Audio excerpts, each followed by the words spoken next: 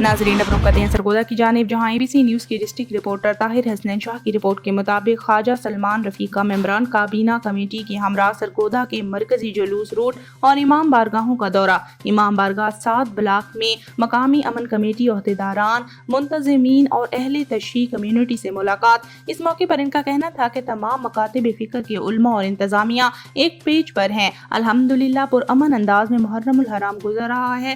کسی مقام پر کوئی نئی اختراع نہیں، بلکہ قواعد و ضوابط کے مطابق عشر محرم الحرام کے انتظامات جاری ہیں۔ اتحاد بین المسلمین ہی ہمارے محفوظ مستقبل کی ضمانت ہے۔ صوبائی وزراء مجتبیٰ شجاع الرحمان چودھری، شافع حسین، بلال اکبر خان اور سیکرٹری داخلہ نور الامین مینگل بھی ہمراہ تھے۔